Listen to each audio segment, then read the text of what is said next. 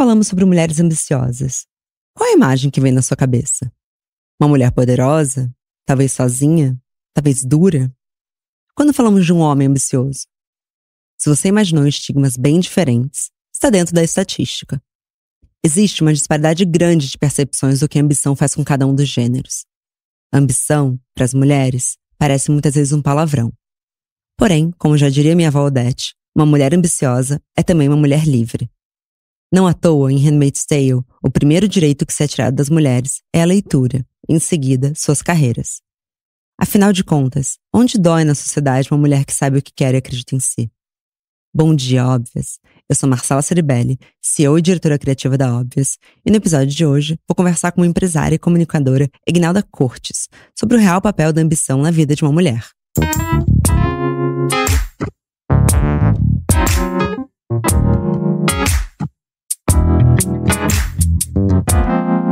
Bom dia, Óbvias! Bom dia, Egnalda! Bom dia, Marcela. Já falamos muito hoje, né? Um pouquinho. Eu só espero que nós tenhamos tempo, porque a gente já falou bastante, né? Temos, que bom. A gente tem tempinho, temos um bom tempinho. Egnalda, conta um pouco sobre você, faça essa claquete. E qual que é a sua relação com o tema ambição? Vamos lá. Egnalda por Egnalda. Eu sou uma libriana, apaixonada pela vida, de 46 anos, que tem 2 filhos. Eu tenho PH Cortes, de 17 anos, Maria Morena Cortes, de 12 anos. Sou casada com um cabra da peste, que é contramestre de capoeira Angola, e a Cálida de Brito. Tenho uma empresa que ela entrou no mercado para fazer a conexão de marcas com criadores negros lá em 2015, formalmente em 2017. E foi uma empresa que iniciou um movimento que não era de inclusão.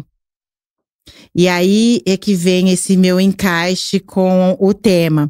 Porque o meu rolê no mercado publicitário não foi pedir, eu não achava que teriam que ter negros ali, porque, e aí estava a fim de qualquer valor. Eu entendia o valor dos discursos, né? Porque eu estava trabalhando com pessoas, ainda trabalho com pessoas que eram ativistas. E eu sabia o valor disso. Então, e é a grande maluquice, né? Até hoje, algumas pessoas, você tá louca de cobrar isso. É de falar assim, não, isso tem um valor. Claro que tem. E esse valor, eu tenho que explicar o porquê vale, mas eu não vou me comparar ao mercado já colocado, porque a gente está falando de algo novo. E eu sei que se eu começar isso certo, eu vou abrir um mercado sustentável. E foi o que aconteceu. Hoje o mercado de influenciadores negros, ele existe, porque era algo que as pessoas nem sonhavam em fazer isso, porque afinal não vai dar dinheiro. Então ele existe por quê? Porque eu consegui emplacar no mercado pessoas que, assim, a gente colocando proporcionalmente, hoje tem 500 mil seguidores e tem o valor de um não negro de 12 milhões. Olha que foda. Como que você conseguiu isso? Contando história.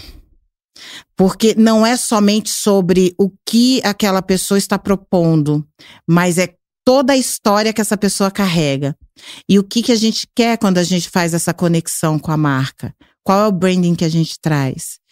Isso tem um valor, a tua história tem um valor. Eu sempre estimulo as pessoas, todas, negras e não negras, a conhecerem a sua história mesmo. Porque não é do acaso que a gente está aqui hoje conversando nesse podcast. Pessoas antes de nós fizeram algumas coisas. Tudo bem que em alguns momentos nos causaram alguns traumas, mas eles fazem parte da construção de quem nós somos. Claro que sim. E aí, quando você entende a sua história, entende o porquê que é importante a sua existência da forma que é, isso tem uma potência. E num mundo capitalista, potência tem preço. Sim, e eu imagino que coube a você, em muitos momentos, despertar a ambição desses influenciadores. Exatamente, porque aí o que era muito falado no início? Eu quero lembrar só o nome da empresária, uma empresária norte-americana que eu conheci no consulado, em que ela se reuniu com, nós éramos em oito ativistas, empresários. E ela se reuniu, eu vou achar o nome dela aqui. Ela se reuniu conosco para falar de como foi a trajetória dela. Porque é uma mulher que hoje tem 72, 73 anos, e ela começou esse trabalho nos anos 70. Nos Estados Unidos, ela tem a maior agência de influenciador, de artistas negros, enfim, uma agência gigante. Ela é CEO dessa agência. E aí, todos ali que estavam conosco nesse encontro estavam falando sobre o ativismo, como que a gente fica nesse lugar, por que cobrar? É tudo tão...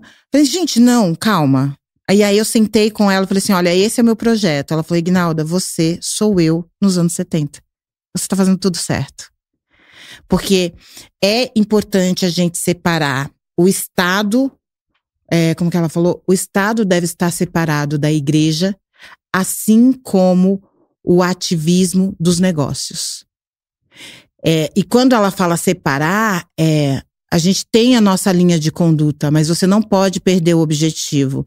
Se eu estou falando de uma mudança estrutural dentro de uma sociedade capitalista, eu não posso deixar de considerar o capital. Claro. E eu não posso deixar de considerar todos os erros feitos antes de mim, né? Antes. Então a gente tem um mercado que ele estava muito viciado em pagar menos às pessoas não brancas. Ou pagar menos às pessoas negras, né? Porque a gente tem aí alguns estudos que provam que a gente ganha 7 vezes, mulheres negras que estão na base ganham 7 vezes menos que homens brancos. E 4 vezes menos que mulheres brancas. Eu, pessoalmente, não tenho essa história. Porque eu sempre fui uma boa negociadora. Inclusive, porque eu era de empresa, gente. Eu tenho 22 anos como profissional de um mercado corporativo, eu trabalhava na área de call center, eu sempre fui da área comercial. Quando eu entendi qual era o meu diferencial como líder, eu entendi isso, Marcela, com 21 anos. Isso é muito raro, porque quando você fala que você cobra tão mais que o mercado e fala isso com essa tranquilidade, isso pra mim exige coragem e uma confiança que pouquíssimas pessoas têm. A coragem pra cobrar, imagina. Ainda é um grande paradigma, né? A questão do cobrar. Assim, eu acho que você tem que entender quem tá do outro lado. E quem tá do outro lado também tem história. É importante para todo negociador considerar a história do outro e fazer um exercício de empatia e fazer o trabalho de conexão. Negociação não é algo que é só de uma via. E numa mesa de negociação não ganha quem tem a verdade. Porque a verdade, ambos os lados têm. Ganha quem tem convicção. Eu já ouvi que ganha quem tem mais paciência. Quem perde a paciência, quem perde. Mas acho que é complementar. É isso. Porque numa mesa de negociação, você tem que ter ali uma resiliência. Tem que ter uma resiliência, tem que ouvir o outro. É o mínimo. Mas, Ignalda, como que você faz isso de todo mundo? Algumas pessoas, quando eu vou pra mesa, quando são negociações mais longas, eu quero conhecer as pessoas. Eu nem vou falar de negócio. Tem reuniões que eu não vou pra apresentar cortes. Eu vou pra ouvir. E isso é muito chocante, né? Porque também existe uma velocidade das relações em que, se eu perder essa chance, nossa, Ignalda, você não tem medo de perder a chance? Você acha que ele vai te atender mais uma vez? Sinceramente, se ele não me atender mais uma vez, ele vai estar perdendo a oportunidade. E como o nosso tema é mulheres e ambição, eu sempre falo, eu sou uma empreendedora, mas eu já entro em qualquer sala, infelizmente, perdendo. São eles, são os homens. São eles que decidem. Porque eu sei como é que os outros donos de agência fazem negócios. Eles chamam pro almoço, né? Eles tomam vinho. E experimenta, vou chamar um cara tomar um vinho, você é assediado, que tal, né? Então, assim, só da gente estar no nosso gênero feminino, você não sente que a gente já começa um pouco atrás? Sempre começamos atrás. Agora, performar, o que não se espera é a ambição. Sim. E aí, porque eles também aprenderam que existe uma performance feminina e que eles estão acostumados a dominar. Afinal, né? É o patriarcado que manda nessa porra. Óbvio. Então, eles já… É bem psicológico o jogo. Quando você entra… E você não precisa performar masculinidade. Mas a ambição já é… Porque é arrogante. Uma mulher… Falar o valor do seu negócio com a certeza, isso é muito arrogante. E isso entra num lugar de conflito. E você utilizar isso a seu favor, porque é um lugar de conflito, que o coloca naquele momento do conflito, que ele fica bagunçado, ali você é aquela janela de oportunidade para você se impor com a sua feminilidade e jogando as cartas. Porque eu acho que o que os coloca num lugar de não descrédito, mas de duvidar da outra, é sermos muito óbvias, performarmos o que eles esperam. Então, esse lugar de ter muita certeza do que está se falando, ter as pausas certas, palavras de ordem, é só a gente observar como eles performam em mesa de negociação. É que eu acho que eu fui muito treinada nesse lugar. Mas é quase uma mímica. E quando você fala do que se espera da gente, tem um estudo aqui de Harvard e Columbia, que eles contaram uma mesma história de uma carreira. Uma vez chamando de Heidi, que era um gênero feminino, e depois de Howard. E aí, quando eles terminam de contar essas histórias, essas diferentes turmas, a turma que ouviu o gênero feminino fala que, ela é bem sucedida, mas a gente não gostou muito das atitudes dela. E o homem, eles percebem como, nossa, esse é um cara perseverante, esse é um líder.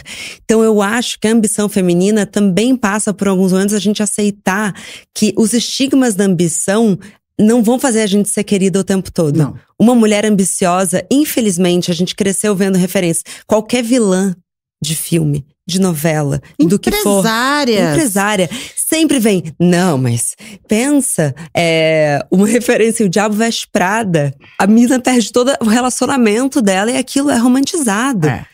Então, assim, ser uma mulher ambiciosa, você acha que passa também por uma escolha de… Ok, eu vou bancar não ser amada por todos? Passa. E aí existe uma questão fisiológica que eu aprendi outro dia com uma farmacêutica. Que hormonalmente, então não é uma questão hormonal. Por conta da progesterona, que é o hormônio do amor. Isso daí, na verdade, estou fazendo mapa hormonal, gente. Então, estou nesta fase de estudar fisiologia. E aí, nós buscamos a grande ascensão, o nosso grande objetivo final sempre é o amor. Fisiologicamente. E para o homem, por conta da testosterona, é o poder, é o domínio, é a opressão. É isso. São dois hormônios distintos. Quando você tem tudo isso, você tem todos esses hormônios, mas tem os que prevalecem, e aí por isso que você tá dada ali para ter uma performance esperada nisso. Existe a frustração, e eu me coloco muito nesse lugar, porque eu tenho… haja terapia, porque sim, vai ter que bancar não ser amada por todos. Uma mulher ambiciosa, ela não vai ser amada por todos. Porque as decisões que ela tem que tomar, talvez não perpasse por esse lugar da emoção. E sim da razão para poder dar seguimento. Porque é foco. né? A gente tem que alcançar o objetivo. E bancar isso não é muito simples para nós. Por isso que a gente sofre um pouco mais. Porque, fisiologicamente, a gente precisa desse amor, dessa troca. Claro. Então, bancar isso é um lugar de sofrimento, e a gente não pode deixar de falar isso, porque senão vamos romantizar a ambição. Não, gente. A ambição é um lugar que você escolhe, que você certamente, e dependendo da intersecção, isso pode ser ainda pior. Então, entender também até que ponto, em que lugar que você vai performar essa ambição é importante. Faz parte da inteligência emocional, e isso a gente tem bem desenvolvido, né, desde a infância. Então, assim, onde e como você vai performar isso é importante. No mercado de trabalho, o mercado que você pertence, sim, você vai ser comentada pela forma de negociar, pela tua agressividade, e talvez até várias falácias serão dadas por conta dessa performance. Que para um homem isso é esperado, mulheres de um e homens vão falar de você. Claro. E agora, um homem não é natural. Natural, na verdade ele é firme. Não, exato, ele é firme, ele tá… É o que se espera de um homem. Mas uma mulher… Não, mãe… Ou tão doce, com uma imagem tão frágil. Cuidado com aquela guria, hein? Aquilo é uma cobra, porque é isso. Aonde você entrar… Não, tem uma… Eu não lembro, foi uma marca. Um gerente de digital de uma marca. Falou assim: Ignalda, quando eu soube que fulana tava com você, eu falei, gente, vai ser cara. Aí, eu falei assim, isso é ruim? Ele falou assim, não, mas eu falei assim, eu vou ter muito trabalho pra negociar, porque tá com a Ignalda. Eu falei assim, isso é ótimo que vocês vejam assim, porque algumas pessoas já falam assim, Ignalda, você já é conhecida por isso. Eu falei assim, é ótimo que seja. Porque é importante que esse lugar fique demarcado. Quem performa sempre isso, quem domina esse mercado são os homens. E ninguém fala de nenhum deles, que cobra tanto quanto eu. Eu sou o comentário?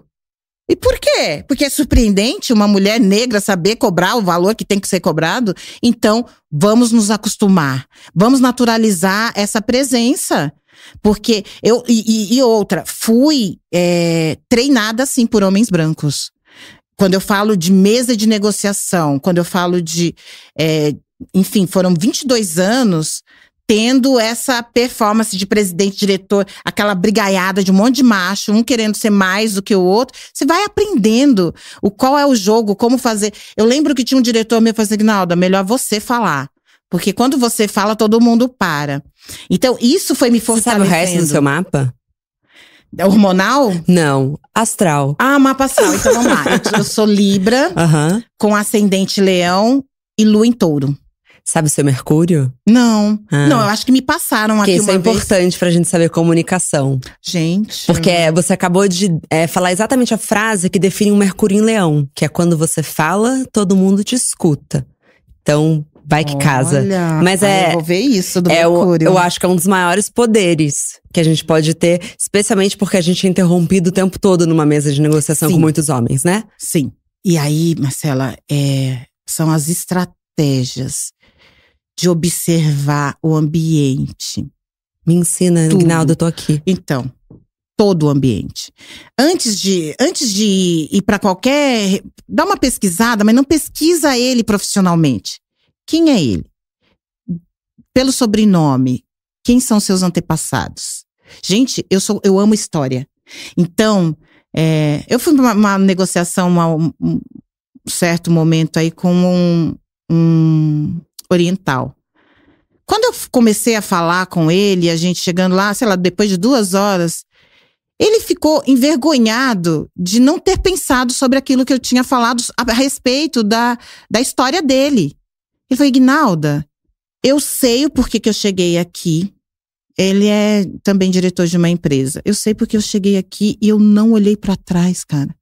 Só que os meus bisavós, ele é de... Os pais são japoneses, né? Então, os avós dele vieram na década de 20 para o Brasil. E se você vê a organização social do povo nipônico, eles só se sustentaram nesse país e conseguiram alcançar o que alcançaram porque eles se organizaram dentro da ancestralidade da história que eles tinham e economicamente. Isso acontece com vários povos. Porque eu virei para ele e falei assim, tá, ok, agora você tá aí performando, lindo, né? Com essas histórias de a gente sempre sonhar, ele casado com uma mulher de origem italiana. Aí eu falei, cara, o que você fez pro seu povo? Porque você tem uma dívida aí. E aí eu falei, cara, tem um monte de gente no mercado, porque eu conheço criadores que são orientais e que não têm apoio financeiro e estão fazendo um trabalho fantástico. Você já procurou essas pessoas? Porque aí você aprende essa questão da colonização da mente, que Fanon fala muito bem, Frantz Fanon. Quem não conhece, por favor, leia Máscaras, Pele Negra, Máscaras Brancas. Mas ela pode ser, a gente pode projetar em qualquer tipo de colonização. Então, quando você vê este cara, que viajou para fora, que fez várias coisas, que é um super empresário, não olhando porque aquelas pessoas que ele pode, e não é ajudar, ele não vai dar nada, ele só vai dar oportunidade. Quando você não percebe que você deve a sua história, você vai perdendo a essência de quem você é. E vai performando, você é o estereótipo do que é dado. No caso dele, ele é um estereótipo da branquitude, ele é um estereótipo do que foi colocado pra ele. Mas, porra, ele tem muito dinheiro, ele pode fazer mais, sabe? Sim. E isso E eu acho que a gente pensar sobre isso e remontar a nossa história, nos ajuda muito para esse futuro que a gente sonha. Claro. Porque se você pensar, a gente está num país que houveram planos, né? Todos os imigrantes que chegaram no Brasil, eles chegaram não sabendo disso, ok? Tiveram alguns privilégios para ficarem aqui, mas eles chegaram para deixar esse país mais inteligente, mais civilizado. Afinal, havia-se um plano de, até 2010, ter este povo mais branco. Acreditava-se. Tudo que foi feito. Quando a gente fala de racismo estrutural, a gente fala de algumas leis que foram implantadas para encarceramento dessa população, morte dessa população, violência contra essa população. E aí a entrada dos imigrantes era de justamente fazer essa mistura. E aos poucos, se acreditava que em 100 anos, a população brasileira seria branca, logo mais civilizada. Então, assim, existiram planos e até a performance dessas populações, de como elas se entenderam socialmente, se deve a esse plano, que era maior para esse país. Então, quando você fala assim, o racismo, ele de fato, ele privilegia e faz com que as pessoas da base continuem na base, essas pessoas brancas que se privilegiaram disso, também seguiram modus operandi. Então, quando a gente fala de mulheres e ambição, a gente fala de muitos desafios. Mas quando eu falo de mulheres negras e ambição… Nem pensado esse lugar. Mas como assim? Não é pensado esse lugar tá negado tá dado. É negado para as mulheres.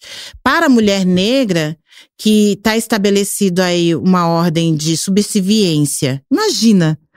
Não, eu teve um dos e-mails que eu mandei, eu lembro de uma negociação, não vou falar marca, porque é uma marca que eu acredito que a gente trabalha muito bem junto, mas a primeira…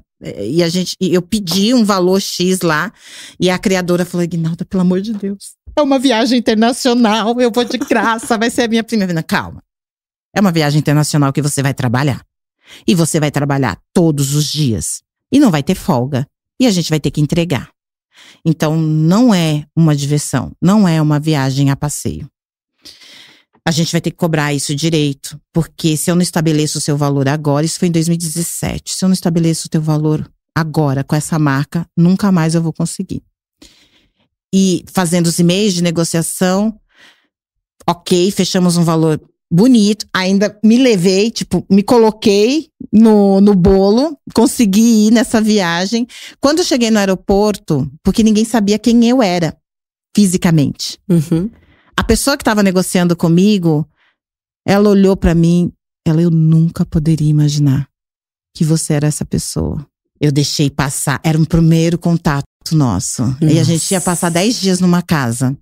E aí depois, foi isso, se oportunizar conhecer é a melhor coisa. Quando ela falou isso, primeiro que eu vi olhos brilhantes, vi uma bochecha rosa, vi uma menina adorável. Eu não consegui enxergar, eu não me propus a enxergar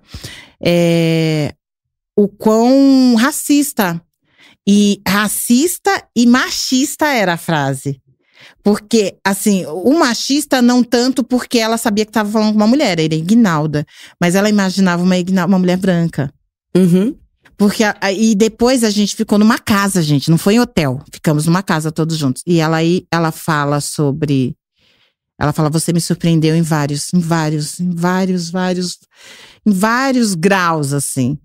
Porque a todo momento no e-mail você era uma pessoa um pouco dura, formal, e você estava muito certa do que você queria. Você não amoleceu. E aí, quando chega, Ignalda, você é doce, você é uma mãe, você parece que vai abraçar todo mundo, você é muito doce. Então, é um choque. Ligar esta imagem àquela pessoa do e-mail, eu falei assim, tá, mas o porquê que você pensa comigo? E aí a gente fez um exercício. Como você imaginava essa mulher? Aí os olhinhos, aqueles olhinhos brilhando, começaram a lacrimejar. Eu falei assim, não precisa falar, porque eu sei como você imaginava. Agora, e aí foi uma convivência de 10 dias que trouxe uma mudança estrutural para dentro da organização dela, porque ela tem um cargo de poder. E ela enxergou várias coisas a partir da convivência conosco, que era eu e a influenciadora, as únicas pessoas negras do rolê, num grupo de 20 pessoas. E aí eu tenho muita tranquilidade de ser quem eu sou. Então, essa pessoa que é ambiciosa é a pessoa que adora uma prosa. Essa pessoa que é ambiciosa é uma pessoa que adora um cafezinho, sabe? Uma prosa boa, um abraço. É a mesma pessoa, eu não preciso… Mas é um exercício pra você? Ser ambiciosa? Não, se colocar assim no e-mail, sendo que na sua essência eu imagino que você já é Ignalda que de fato dá vontade de te abraçar o tempo todo. Do que eu tô vendo, isso é a sua essência. Mas eu imagino que você ser dura no e-mail… Eu acho que eu me construí daquele jeito. Então, não é difícil pra mim. Não é, é como tomar café. É como tomar banho. Mas eu imagino que pra quem ainda não tenha isso naturalmente, seja importante falar, gente, dá pra construir isso. Dá pra construir isso. Então, assim, como que foi essa construção, se a gente falar em processo? Eu falei que eu trabalhei com call center e eu fui rapidamente da área de vendas, eu fui para back office. E no back office eu era orientada, eu trabalhava com Procon. E eu era muito orientada por advogados na forma de escrever e-mails. Então, assim, foram 2 anos fazendo isso. Tem uma construção, uma forma que é importante, que talvez seja uma performance esperada de um homem. Pode ser. Porque se a gente falar em construção, eu fui construída dentro dessa realidade com advogados, não eram mulheres. Então pode ser que eu tenha um pouco disso nessa forma de eu agir, de performar. E a gente não pode desconsiderar isso. O que eu acho que a gente não pode deixar é a potência da gente ser quem é. Mas quando você está falando em hackeamento, você tem que entender que a linguagem que o outro entende, que ele compra, talvez não seja a que a gente quer, de fato. Mas o que a gente pode aprender para convencer o outro. É um jogo. Então, quando você fala em jogo, você tem que aprender a partir de muitos treinos, né? Muitos e muitos e muitos treinos, você consegue imaginar qual vai ser a jogada. É que eu tô pensando não jogo xadrez, é porque eu tô pensando na dama mesmo, que é o que eu jogo. Mas quando você consegue, depois de muito treino. Então, uma coisa que eu acho que a gente não pode também se cobrar é a frustração de perder. Porque o perder faz parte do processo de aprendizado.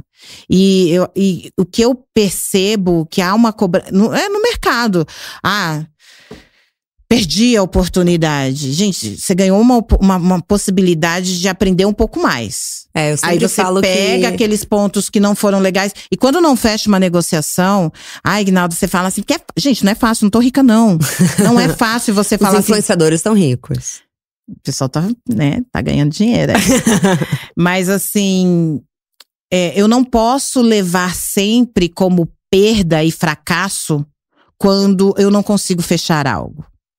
Porque já houveram várias, não foi uma, nem duas, nem três vezes, de negociações que terminaram, não rola, para vir algo da mesmo lugar muito maior, porque queria de qualquer forma. Porque foi tão justificado os nãos, e os nãos foram desse lado de cá. Não dá, gente, não dá, esse valor não dá. Esse valor não dá para trabalhar com esse valor. E não por conta disso, não sei o quê. E aí você vai dando as histórias, vai alimentando, vai educando o outro. Naquele momento, realmente, ele não tinha orçamento. Mas assim que ele teve, ele falou, cara, eu quero trabalhar com aquela pessoa. Porque ela é fenomenal, tem tudo a ver. Então, em um outro momento vai dar. E isso, você vai…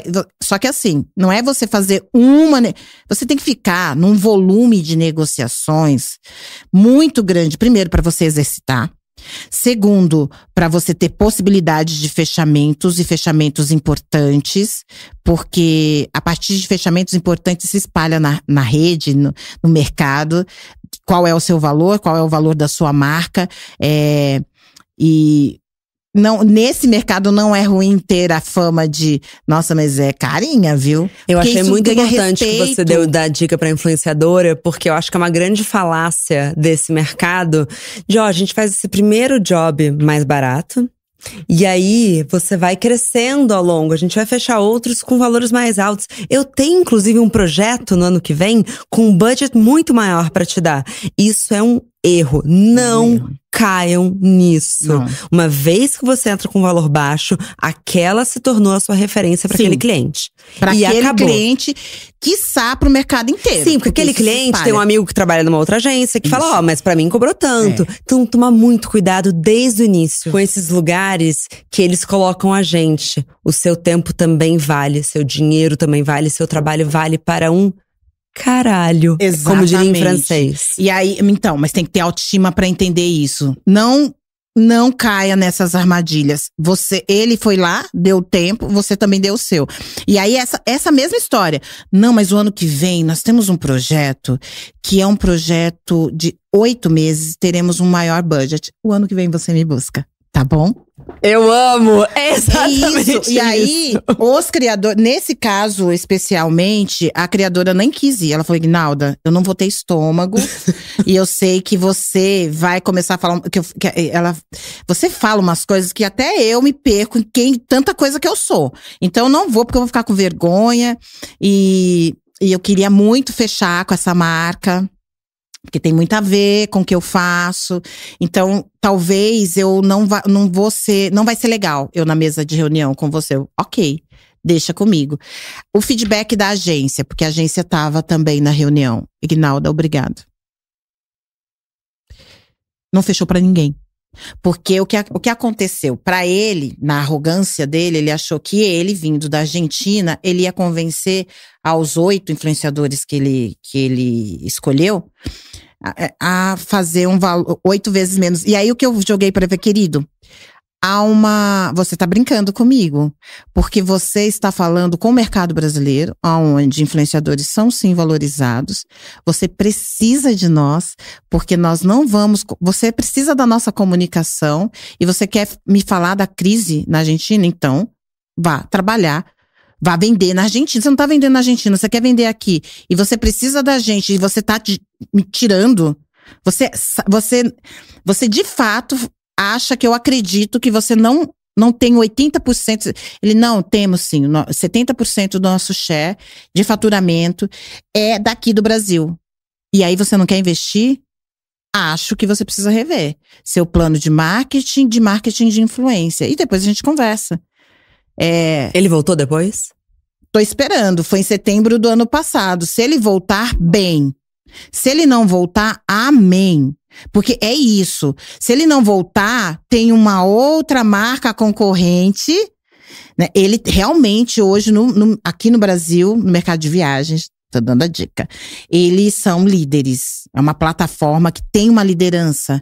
Mas nenhuma marca sobrevive à arrogância. Nenhuma marca sobrevive ao não entender o seu mercado. A gente haja vista várias histórias de marcas que sumiram, né? Então, assim, se ele quer adentrar realmente o mercado brasileiro, entendendo qual é essa realidade, porque eu tive que contar a história do Brasil para eles, gente, para ele entender qual era o rolê. Se ele não entender esse mercado e não entender o porquê. Só que assim, não fico feliz, porque a proposta não foi ruim só pra mim, foi todos os 8. Todos os 8 foram lá perder o seu tempo. Claro. Porque ele teve muita arrogância. Então, sabe a prepotência e a arrogância do homem branco? Sim. É isso aí, a gente tem que estudar, porque eles têm muita coragem. E essa mesma coragem a gente tem que ter de falar não, de falar o porquê que a gente está dizendo não, e estudar, né? Estudar um pouco da história. Porque quando eu perguntei do propósito da marca, ele não soube me responder. Não. Sim. Uma marca gigante. É porque é tão comum, mas eu ainda fico muito perplexa. Porque, e aí de novo a gente entra no o. Porque quando é uma mulher negociando com a gente, você já percebeu como a energia é outra? Quando são mulheres, há uma cumplicidade de que aquilo tem que dar certo. Isso. Não, a pessoa que chegou pra mim e falou obrigada, da mesa de negociação, ela tava bem dura quando ela me pegou na recepção, né? Vamos pra mesa e tal.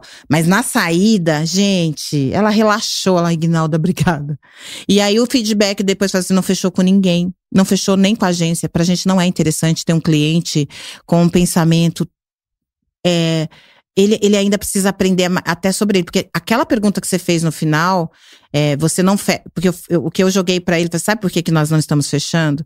Porque eu tenho certeza de quem sou e do que você precisa. Só que você não conhece nem o seu propósito. Então você não vê nem coerência desse investimento. Não vale a pena pra nenhum de nós dois nessa parceria. Porque eu preciso que você entenda quem vocês são, o que vocês querem para ter convergência de propósitos. Não há convergência de propósitos se o outro não tem propósito. Porque, e isso a gente tem que se respeitar muito, sabe, Marcela? Qual é o teu propósito? Faz convergência com aquela marca? Com o propósito daquela marca, com que ela pelo menos tem… todos os dias. Sabe? Porque se não tiver nada a ver, cara, pra que a gente vai se… Ignalda, porque é dinheiro. Porra! O que você fazia antes do marketing de influência? Porque é isso, a gente tem que dar 1000 jeitos de outras coisas que a gente pode fazer, ou consultoria, ou trabalhar por uma organização, enfim. Mas não vender porque a sua marca tem a ver com o que você é. Sim. O que você é não pode ser tão sucateado assim. Porque isso vai marcar o resto da tua vida, cara. Eu levo isso muito a sério, sabe, Marcela? Você não pode sucatear a tua vida. Então, se você puder fazer outros trabalhos, mas continuar firme com o propósito da sua marca, em algum momento isso vai virar. Gente, isso não é um podcast, isso é uma sessão de coaching pessoal pra mim. Lamento, você pode tirar o fone agora. Vai fazer sua faxina sem ouvir esse podcast. Isso aqui é pra mim, é pessoal. Mas, cara, eu tô emocionada. É isso mesmo. É isso, e assim, sabe? Tipo, a gente sabe fazer outras coisas, então a gente vai fazer outras coisas. Mas a nossa marca, o que você acredita, colocar isso como se fosse… E não é sobre um sapato, sabe? Não é sobre… a sua marca, ela tem a ver com o que você acredita, no âmago do seu ser. Como que você vai colocar isso de qualquer forma? Ah, não, eu preciso dessa marca para me estabelecer no mercado. Muda a ordem. A marca precisa de você. As marcas precisam muito da gente, não dá pra esquecer isso. E aí, quando você se coloca nesse lugar, e não é um lugar de arrogância, é um lugar de certeza de quem você é. Quando você se coloca nesse lugar, isso também se espalha. Nossa, vamos dar um exemplo de uma marca, de uma banda, que hoje pode ser até comum se fazer sucesso, porque a gente tem outras redes, né? A gente tem internet e tudo mais. Mas se a gente pegar o Racionais e a convicção do Mano Brown de não entrar numa grande TV, numa grande rede de TV, ele nunca colocou o pé lá, gente. Ele nunca colocou o pé lá. Eu tô falando de um cara que cresceu na década de 90. E eles são unânimes. E para todas as classes sociais. A poesia deles é única. E eles conseguiram se estabelecer no mercado assim. Até hoje, ele é conhecido por essa fama. Ele não se rendeu, porque ele estava contra o sistema. E ele não se rendeu. E ele não se rende. Nunca teve medo de um isolamento. Não teve. Gente, há 2 anos atrás, teve um… Deixa eu ver, vou te falar. Teve um show em algo gigantesco, de uma multinacional, a maior do mundo, aqui no Brasil, em que o palco era octagonal. E aí, os palcos eram pequenos, eram para 4 integrantes. O Racionais, não sei se é 8 ou 12. E aí ele mandou. Não, e mandaram um valor legal, viu? Pagando direitinho, pagando como se fosse os 12. Não vou. Só vou se couber todo mundo. A empresária dele, né, ela falou assim, é importante pra gente, tá com essa marca. Tem uns boletos aqui, então, mano. É importante pra gente. Não vou. Se não for todos, não vai ninguém. Gente, com o perdão da expressão, ele cagou pra marca. E ele fez o que ele acreditava. Ele não foi. E depois só agora, né, nesse último ano, fez aí essa comemoração de 30 anos de Racionais. Como o Jay-Z não foi pro Super Bowl. É isso! Mas queria um exemplo feminino. Porque me parece que pros homens é mais fácil fazer esse tipo de coisa. Essas escolhas. Deixa eu ver, mulheres que fizeram escolhas de não fazer. Eu não sei, mas é isso, né? Pode beirar o lugar de… mas cadê ela hoje? Isso. Porque, por exemplo, a Ana Paula Arósio, ela fez escolhas bastante radicais. De não fazer mais o que estava sendo proposto para ela fazer. E o resultado disso, ela sumiu da mídia. Mas quem disse que isso não era um objetivo dela? Que ela não queria isso para a vida dela? E isso pode ser entendido como um não sucesso, mas a gente não sabe. É uma história que ela não está contada, até porque talvez ela não queira contar. Mas é que eu estou tentando lembrar de mulheres que fizeram escolhas. Assim, na história, a gente tem… Quando a gente fala, por exemplo, Teresa de Benguela, ela teve… Eu acho que é Teresa de Benguela. Ela assumiu o Quilombo quando era o marido dela, que era o líder, Piolho, era o líder do Quilombo, e ele partiu. E aí eles tinham uma administração que tinha uma assembleia para votar. Ela ignorou a assembleia. E ela se auto-elegeu líder do Quilombo. Teriam escolhas para… Eu vou colocar esse fato histórico porque hoje se fala muito de Teresa de Benguela, tem projetos Teresa de Benguela. E Teresa de Benguela foi uma líder quilombola que ela conseguiu administrar, ainda assim com a Assembleia, e conseguiu se impor num lugar e num momento que eu não sei se ela… A escolha dela poderia ser a de fazer parte do conselho. E ela escolheu liderar. O porquê que ela fez essa escolha? Porque ela era uma líder. E a gente também não sabe se não era ela que administrava, na verdade, que o piolho era o que estava na frente, Claro. era o marido.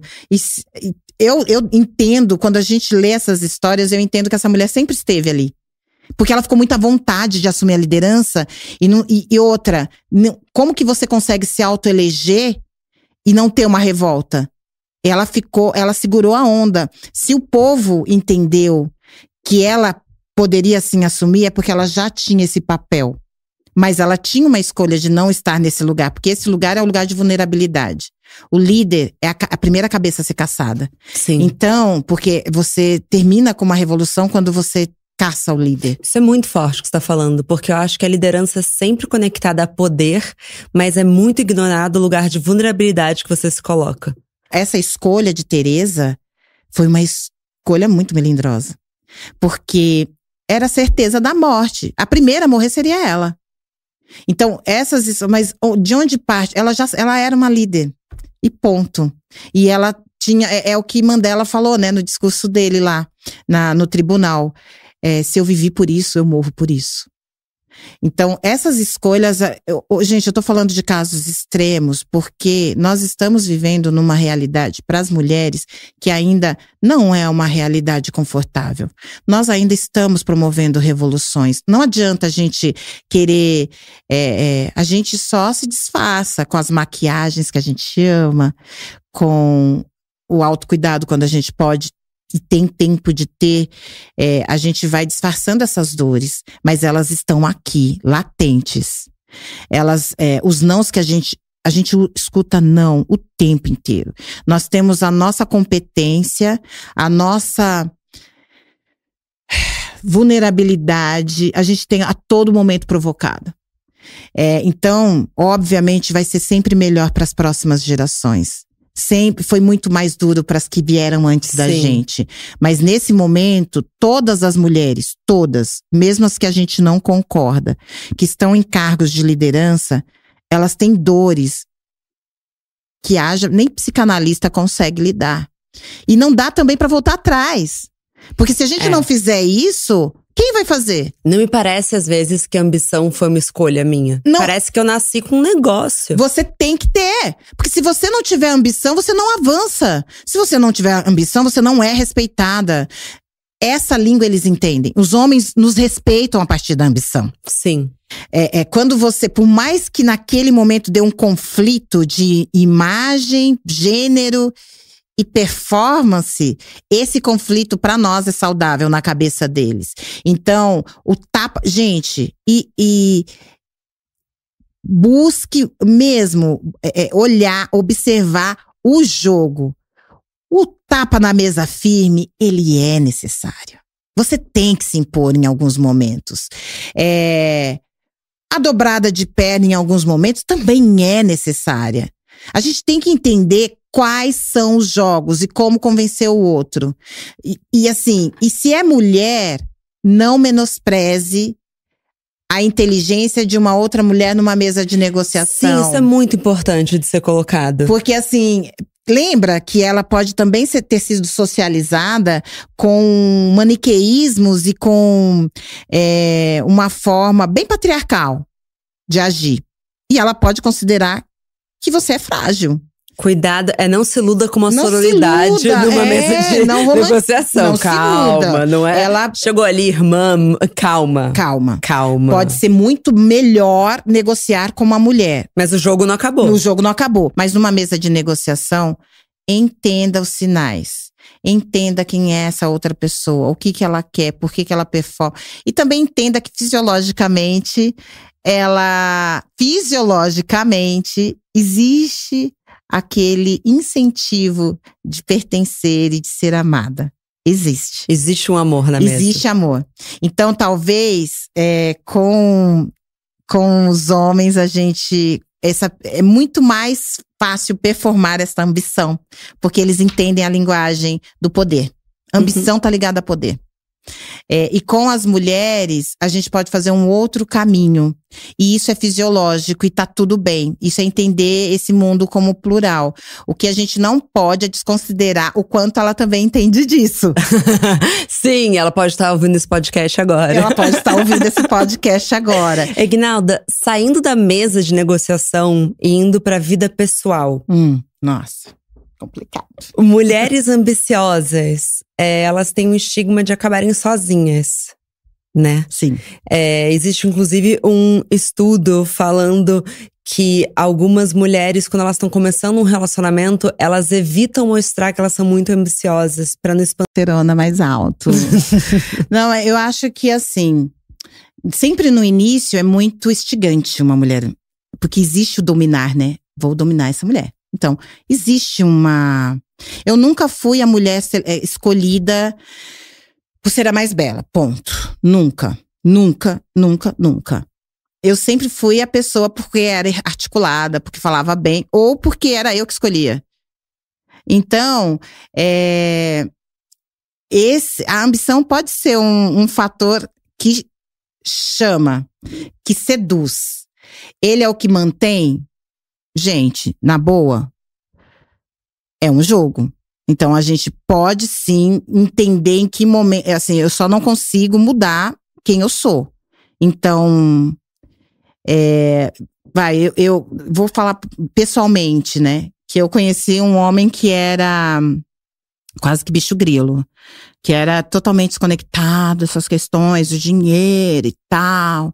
E aí, hoje é um cara ligado à tecnologia e que não é tão ligado a essas questões, mas entendeu o rolê.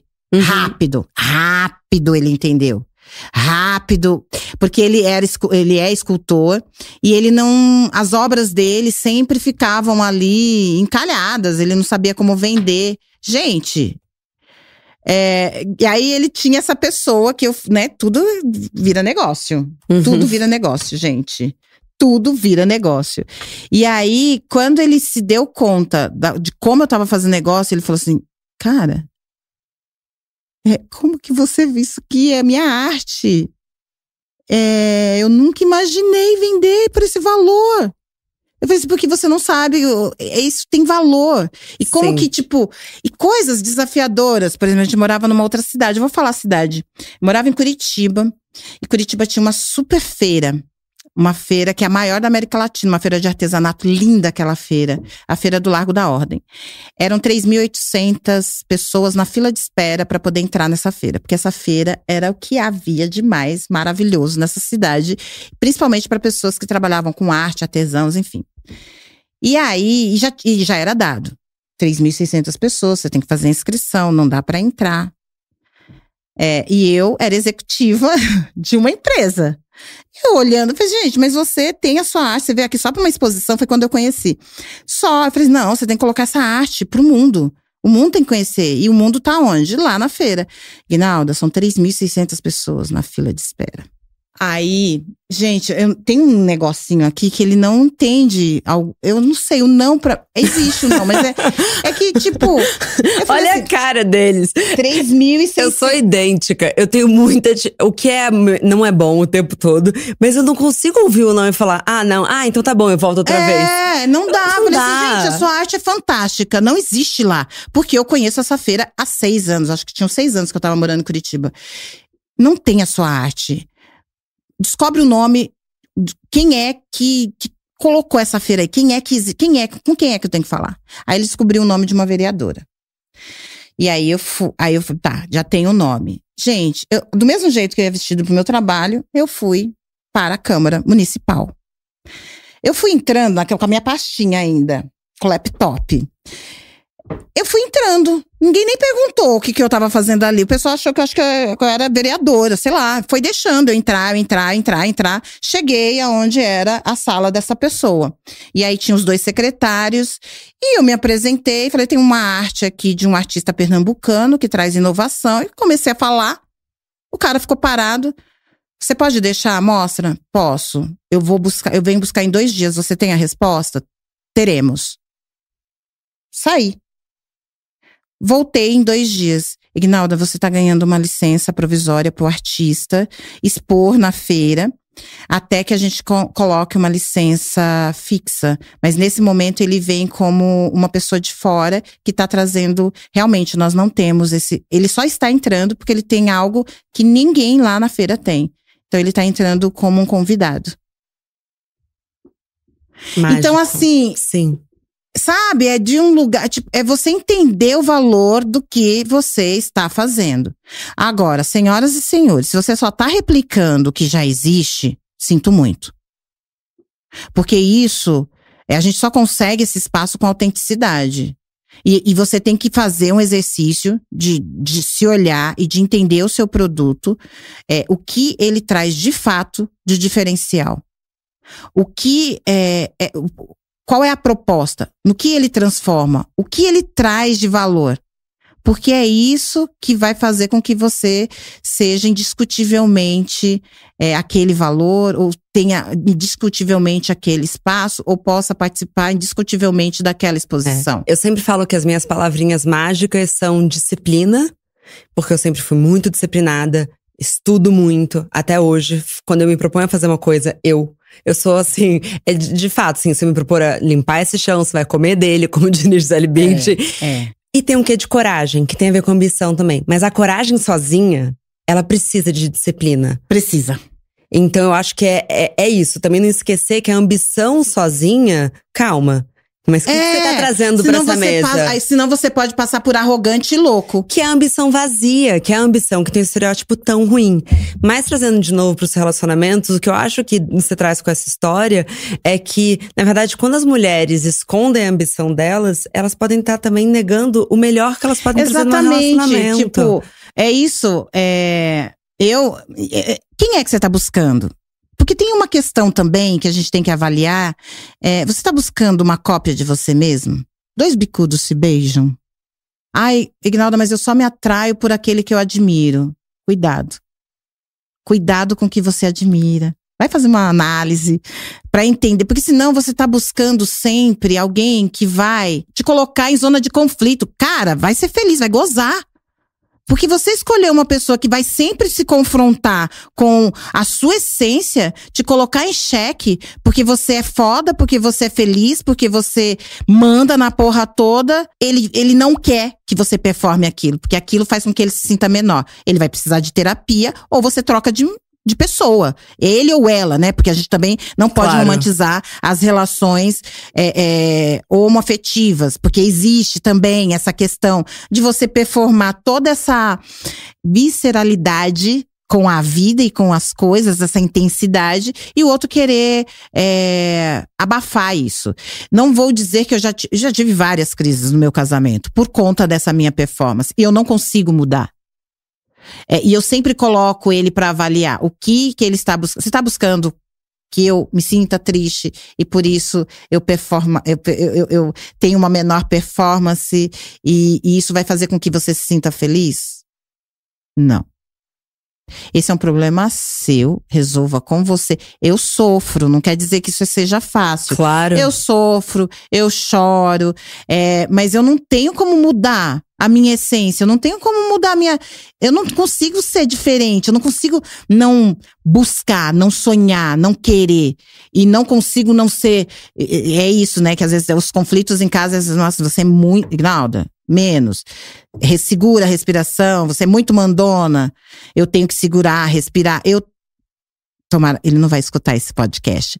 Gente, mas assim, existem algumas questões, né, que a gente começa a treinar. Por exemplo, eu não sou tão sensível de dar um oi durante o dia. Porque você me ama, eu te amo, tá tudo certo, a gente se encontra à noite. Já tá dado. Tá dado. Ele é sensível, ele precisa desse… Oi, amor, não sei o quê. O que eu faço, gente? Eu sou uma pessoa que aí eu tô focada, eu não consigo ser… Eu não dá pra juntar tudo, amor e trabalho não dá. Porque já tá certo, já deveria estar resolvido. Mas pra ele, não. E aí, eu venho com esse expertise da negociação. com a negociação, você coloca no lugar do outro, você não entende o outro. O que eu faço? Coloco na minha agenda, tem um horário para eu mandar mensagens, inclusive calientes. Porque isso faz parte ele precisa disso. E aí, numa negociação, eu não quero ganhar. Eu não preciso ganhar, eu não preciso fidelizar o cliente. Então, gente, é levar como um negócio. Então você coloco na agenda, resolvi isso, porque realmente era eu não conseguia. Mas é engraçado você falar isso, porque essa é a mesma reclamação do meu relacionamento. Que você é muito focada, você é muito… É que falta um pouco de atenção, mas não é. Mas é isso, é um modo de foco. E eu acho que, desculpa, essa coisa do modo ambição. Mas eu acho que é importante isso que você traz. Ele ouve esse podcast? Ele tá ali, amiga. Ai, põe na agenda, desculpa, mas põe na agenda. Mas você falou botar na agenda, ele fez assim pra mim, pode colocar. Mas é porque a necessidade e não é falta de amor, não é falta de amor. Não é falta de amor. A gente ama muito como… Intensidade, você sabe. À noite você sabe. Então, mas vocês precisam dessa coisa do dia, então tá. Não, e nem sempre vai vir naturalmente. Eu, por exemplo, estipulei que uma vez na semana a gente sai pra jantar como casal. E acabou, estipule. É isso. Hora de ser só. E também, às vezes, dá um alívio de ser só, Ignaldo. E só a Marcela, pessoa física, né? Ai, é bom. Bom, né? Baixar a guarda um pouquinho. É bom. Como é gostoso baixar a guarda. É bom ficar manhosa, ter esse ombro. E entender essas diferenças. Que aí você justamente escolheu um homem que entende isso. Porém, ele entende isso, mas ele tem esse lado dele que é extremamente sensível. São homens artistas, né? Ele é fotógrafo, isso. É homem artista. No meu caso também. Mestre de capoeira, o moço lá, escultor. O que ele precisa? Dessa sensibilidade, de um beijo. Nossa, é umas coisas assim, e aí eu já sei, sabe? De manhã. Aquele beijo. Não pode sair de casa sem dar beijo. Imagina, não, e não pode ser beijinho. Bitoquinha não pode, tem que ser aquele beijo apaixonado. Ele gosta, eu acho que, sei lá, assistiu muito filme, que ele gosta de pegar na cintura, e aí vai dizer, amor, você tá bem? E aí pronto, já cumpri com a meta da manhã. Agora, tipo, 2, 3 horas da tarde, tá tudo bem aí? Você precisa de alguma coisa? Ele, não, preta. E aí foi muito engraçado que quando a gente já se separou, umas 2 vezes a gente se separou. Na última vez foi o ano passado, a gente separou, gente, porque é isso. Às vezes você se enche, às vezes eu tô muito focada. Mas achei tudo, porque 15 anos, cabe uma separação. Ai, cabe. A gente separou 6 meses, quando fez 7 anos. E o ano passado também. Ai, porque não sei o quê, porque eu não dou atenção, lá. Ai, tá, então tá me enchendo muito saco, então vamos separar. Separamos e ficamos, assim, separamos 2 casas depois. Ele foi morar 2 casas depois. Mas a gente se separou. E aí veio essas trocas, né, dele me falar o que ele precisava. E eu, puta, mas isso eu não dou tanta atenção. E eu fui avaliar, porque de fato, uma mulher ambiciosa e que quer ganhar o mundo, às vezes ela se esquece. E eu tenho ainda uma relação com as crianças muito próxima, com os meus filhos. Então, eles acabam indo tudo. Sempre são comigo, sempre fazendo comigo. Então, e ele fica afastado desse universo. Então, pra ele deve ser solitário também. Ficar olhando, tipo… gente, que porra é essa? Essa mulher fazendo tudo, ganhando o mundo, e eu? Então, teve esse momento de crise, ele se separou. E aí, eu fui avaliar, não, vou repensar, vamos melhorar, o que dá pra eu entregar? Olha, dá pra eu entregar isso. E eu refiz a minha forma de pensar. Acompanhar ele nas coisas dele, ok, sempre fiz. Mas eu comecei a pensar sobre se eu tava com a escuta ativa quando ele tinha as coisas dele que são importantes pra ele pra falar. Tá. Não é? E aí eu percebi que não. Porque é muito difícil. Como eu não preciso trocar com ele as minhas questões, porque eu tenho outras pessoas, então… Logo, eu também não dava bola para o que ele tinha. Então eu comecei a… Sabe? E é isso, é você entender, você é tão ambiciosa, você faz todo esse exercício, uma mesma negociação, as relações também fazem… As relações pessoais também dão trabalho. Dão trabalho. E aí você tem que ter um espaço para isso. E se você não conseguir, você põe no celular para despertar, gente. Coloca, dá uns recados para você mesmo. Olha, agora é a hora disso. Já fez isso? E vai fazendo. E isso… O outro fica tão feliz, porque ele já sabe que você ama, mas ele precisa dessas pílulas de incentivo. Entendeu? O que o outro precisa. E se você ama, você quer dar o que o outro precisa. Exato, porque… E dar. E dar. Porque dar também é muito bom. Não esqueçamos que a ambição não está desligada disso, tá? Seja ambiciosa. Porque na astrologia mora na mesma casa, né? Gente, tem tesão. Que bom. E é gostoso também. Minha médica falou assim… ganhou dinheiro. É isso. Tá feita. Ainda tem os nenés. Ainda tem as crianças que ficam assim, mamãe, você inventa cada uma. Agora que você está estudando esse negócio de fisiologia, o meu filho falou, mamãe, por que você inventa estudar tudo? Porque tem que ter sentido pra mim. Eu sou uma sedentária convicta. Pra eu poder fazer esses 30 minutos de aeróbico, eu tive que me convencer através da fisiologia. Porque de outras formas eu não conseguia me convencer. Mas você tá convencida? Olha só, teve outro dia que eu precisava dormir e eu tava perdendo muito sono, precisava dormir. E aí eu falei assim, se eu subir a escada tantas vezes, a adrenalina vai subir. E na hora que baixar, a temperatura do corpo vai baixar e eu vou ter sono. Só de eu pensar isso, eu dormi. Profundamente. Só de eu pensar nisso. A pessoa é tão sedentária que só de pensar em fazer atividade física pra cansar o corpo. Aí eu falei assim, mas ontem eu cheguei, era umas 11 horas, aí eu fiz esse negócio da escada lá, porque eu tenho que bombar mais sangue pras minhas artérias, pro oxigênio e, de fato, pro músculo do coração. Por quê? Porque eu quero viver mais e melhor. Então, essa projeção também de vida, outra questão muito importante. Mulheres… assim, homens duram… Então, a média de idade para os homens 72 anos, para as mulheres 85 anos. Para a gente ter qualidade de vida, a gente tem que se cuidar e não vai ser só uma profissão. Então, até os 42 eu tinha uma profissão. Eu tô projetando uma nova profissão aos 64. Eu mudar, sabe, para uma outra coisa. Não sei o que vai estar rolando de novo, eu vou lá estar fazendo. Vou formar uma empresa para essas crianças cuidarem. E eu vou fazer… E assim, sabe, ter planos. Porque se vai durar até os 85 anos… Tem muita coisa pra acontecer. Tem muita coisa pra fazer. Tem muita coisa pra mudar. Pra mudar. Então, assim, até os 85 anos tem que ter muita ambição pra viver, pra fazer coisas novas, pra construir. A gente tem muita coisa pra construir, Marcela. Isso é só o começo. Imagina, daqui a 20 anos, o que a gente já vai ter construído, o que essa construção vai fazer parte da vida de outras meninas, de outras mulheres, e o que de novo a gente pode fazer. Fica aí essa reticência, ou essa pergunta, o que de novo a gente vai poder fazer? Porque não começou conosco e não vai terminar conosco. Mas a gente vai ter mais tempo do que as nossas ancestrais tiveram para fazer. Ignalda, você é muito maravilhosa. Eu tô completamente apaixonada. Muito obrigada. Obrigada a você. Obrigada pela sua empresa. Eu já conheço a Óbvios. Teve um trabalho que vocês fizeram com a Debore que eu não… Sim! Eu não participei ativamente, mas eu vi as escolhas que vocês fizeram. O trabalho de vocês é tão sério e tão importante. Obrigada, Não Ignalda. perca isso de vista. Não deixe ninguém falar que isso vale menos do que vale. Porque isso é importante e é importante que vocês prossigam. E os companheiros e companheiras que entendam essa nossa visceralidade com o nosso propósito. Perfeita. Ignalda, obrigada. Tenho certeza que quem tá ouvindo amou esse episódio. E vocês já sabem, comentários e sugestões sempre com carinho no bomdia@obvios.cc. Bom dia, Óbvios.